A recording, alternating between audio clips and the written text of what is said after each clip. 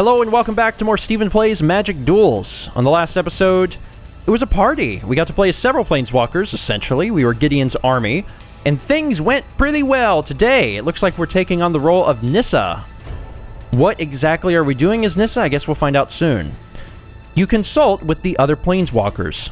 You all agree that Ulamog must be stopped, but you disagree over strategy. Kiora refuses to compromise and storms off into the sea. You can't afford to lose more of your team. You must convince Nissa and Jace to trust your plan. Okay, so we are going to be playing as Gideon the entire time. And honestly, I'm okay with that, because Gideon kind of got the short end of the stick in Magic Origins because he was the tutorial guy. So now we're getting to see more of White's power, so this is nice. So White, Green, and Blue? Yeah, I'm ready to rock and roll. Let's get this thing started off. Jace, Speller, and Planeswalker. Nissa is your opponent. Oh, wait. But Jace strengthens her fight against you. If you need a refresher on Planeswalker cards, you can find the skill quest in the Help and Options menu. Oh. Gross. Okay. We're fighting Nissa and Jace. Fun. You play first. You can keep this hand or draw a new hand of 7 cards. Okay. We can just start with this card, probably. We got a Hada Freeblade.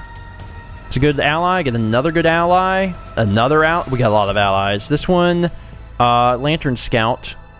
Whenever Lantern Scout or another anti-creatures you control gain lifelink. That's pretty cool. And then Reproach and Retribution. This is a good hand. Keep. You also know this. We got a Planeswalker card. Now, this is actually the first time you guys are seeing a Planeswalker card, at least in my Let's Play, so you may need a quick understanding of how this works. So a Planeswalker has to be cast at the same time that you would cast a sorcery. So basically, it's not an instant. It has to be played on your turn. Generally, you don't start the game with them, but this is a video game, and they change the rules to do whatever they want. Generally, it's a card that's in your deck, and you play it like you would any other card. In this case, obviously, Jace costs 3 to play, 1 and 2 blue. It says Planeswalker Jace. At the bottom right, you'll notice he doesn't have health because he's not a creature. And any cards that affect creatures do not affect Planeswalkers.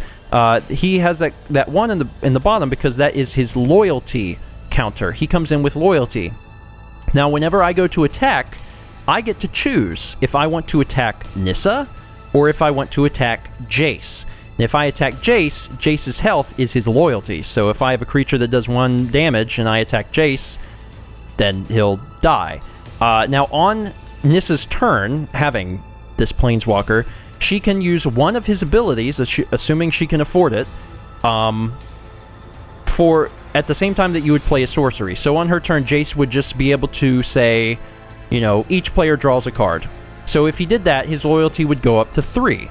And he can only do that once a turn. He could also go down 1, but then that changes loyalty to 0, and if that Planeswalker's loyalty ever reaches 0, the Planeswalker is discarded and put in the graveyard. Now, the only thing I'm not sure of is this going to be a normal match with a Planeswalker? Like, if I attack Jace, can I get rid of Jace?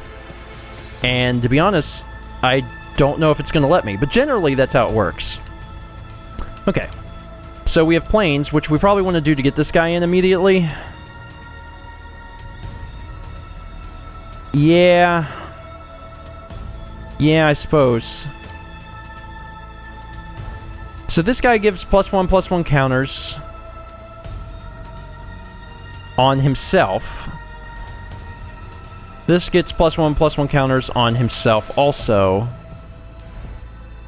Huh. That's just until end of turn.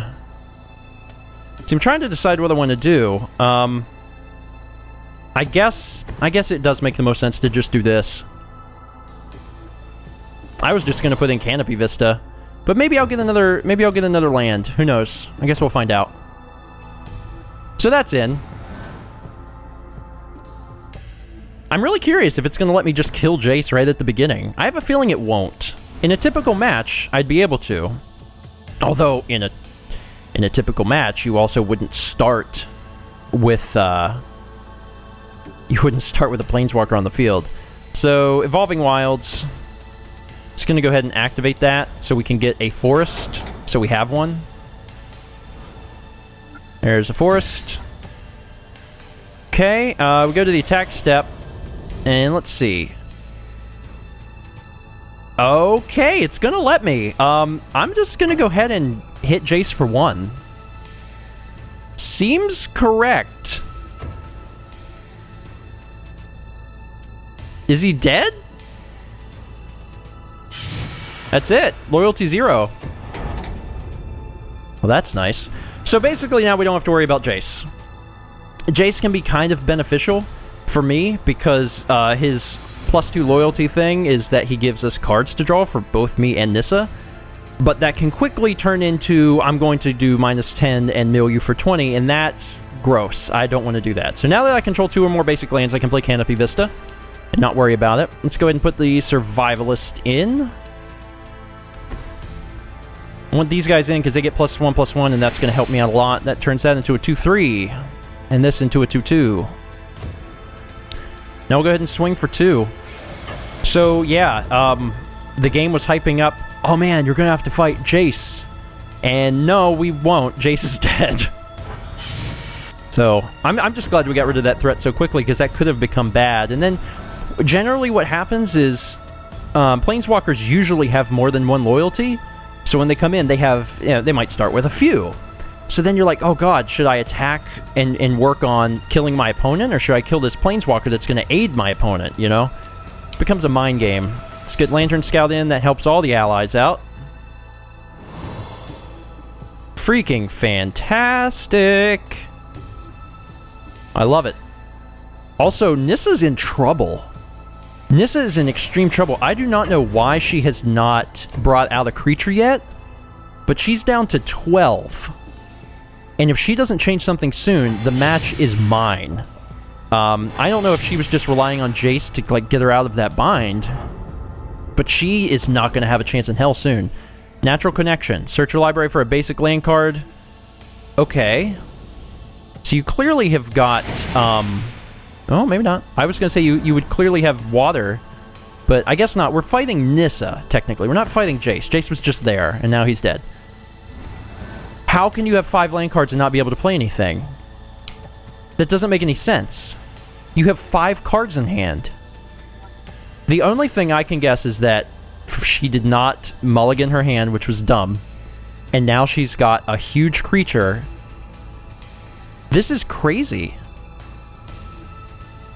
In fact, can I win? If I can't win, then I gotta be close. What's it say? Whenever go to you may pay 1. If you do, put a 1/1 green plant creature token onto the battlefield. Okay, well, if I put this in, it'll allow me to actually do that, and I think I will. So I'll put this in, and it'll ask me if I want to make a plant. Yeah, let's go ahead and do that, because I'm not going to be able to do anything else with the other mana, so I made a plant. And that was an ally, so these guys got bigger. Did I just win? That's 11. Oh, man. This is crazy. The thing is, it's got to be Nissa's fault. It has to be, because why would you not mulligan a hand that doesn't give you any... 'Cause she's never played a creature. The game must have been really assuming that everything would go fine for her with her having Jace on her side, and it's too little too late, honey. You're done. You're bringing out a Mantis. A Mantis. And a forest. I'm really perplexed. And I just got another Retribution. Like, this is crazy to me.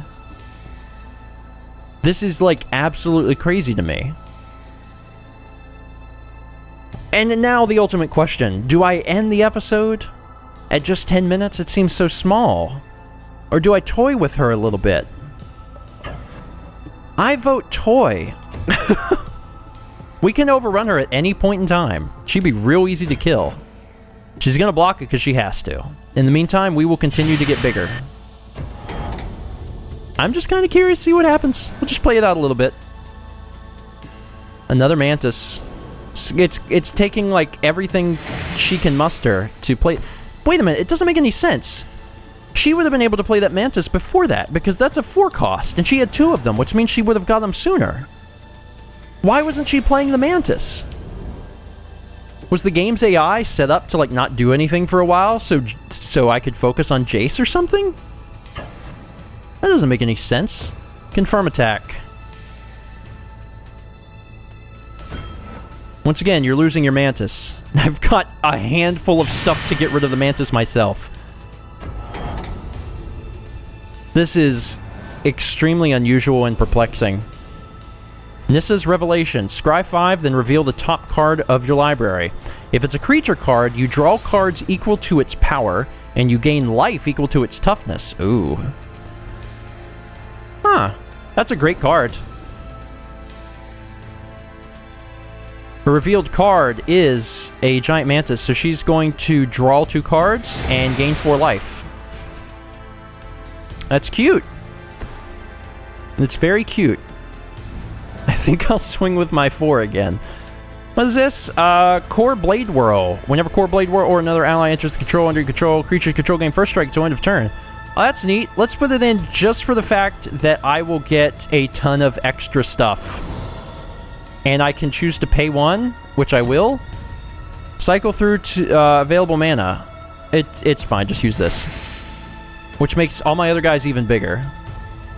I could not pass up this opportunity. It was far too fun.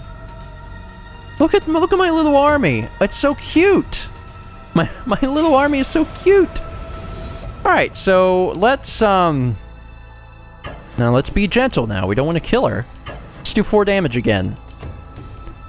Now she's got a little more ammo to work with. Let's see what she does with it. Keeping in mind that at any point we could just end this. I mean, it doesn't matter what she brought out. We could just swing with everyone. We can use Reproach and Retribution, all these cards, to just annihilate her. There's another forest. What you got? This is Pilgrimage. Search your library for up to 2 basic forest cards. Reveal those cards, put 1 onto the battlefield tapped and the rest into your hand, then shuffle your library. If there are 2 or more, you can do 3 cards. So she can do 3. Why do you need all of this stuff? You have to have some sort of Eldrazi or something, right? Which doesn't make sense in your, within character. I'm just really, really confused. Alright. Nissa, here's the deal. I'm going to give you 2 more turns. You got 2 more turns to impress me. And then that's going to be it. So I'm coming at you with a big dog. Woof woof, big dog! Here comes big dog. Bow wow wow, yippee yo, yippee yay. Block with the 2/4. Once again, this is a pretty solid reminder. Never do this with a real person. I know I said that in some of the past matches, but if you can win the game, win the game. Toying with your opponent is one of the rudest things you can do. When you're fighting a CPU, that's okay, but don't do this in an actual match. They're playing a survivalist. Wow. Okay, so you have a 2/2. Do you have any other cards to go with that? A forest. You have a forest. Okay, that's 1 turn. Oh my goodness gracious. Wow. Sorry, I think the reason I'm so interested in this is I'm curious to see how big my little army is going to get, because I know that they're already screwed. They don't have a chance. And now I'm starting to really, really get up there. Game-breakingly so. Nissa's just chilling there with 1 health. I think I'll swing at you with my 6/7. Confirm. I wonder if there's ever a point where the computer will actually just take it and be like, no, just end this. This is getting ridiculous. Alright, now this is your last chance. Because on my turn next time, I am going to kill you. I have 47 health. In fact, I could...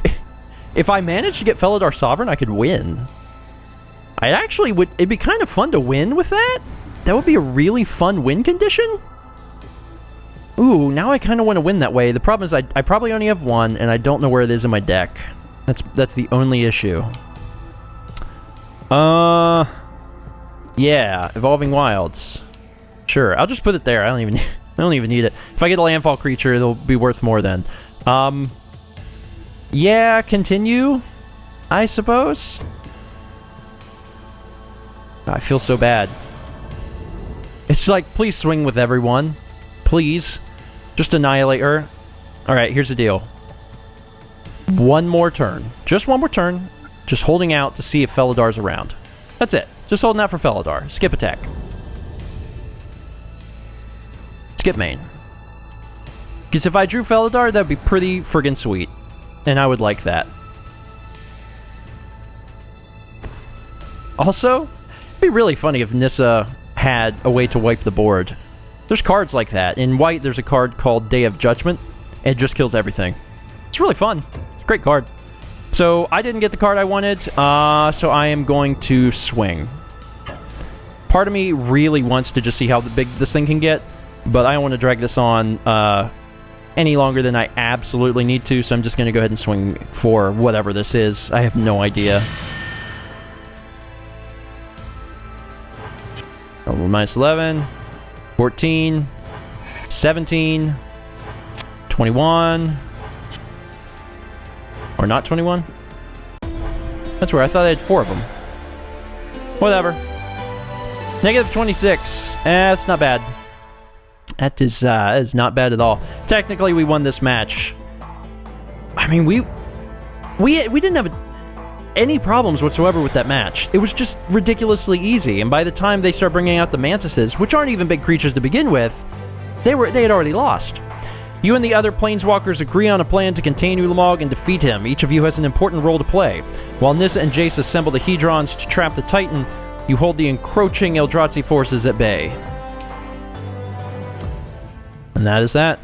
Thank you so much for watching. Next episode, the thrilling conclusion to the Battle for Zendikar DLC. What's going to go down? I don't know. You'll have to tune in next time to find out. See you guys then for more Stephen Plays Magic Duels.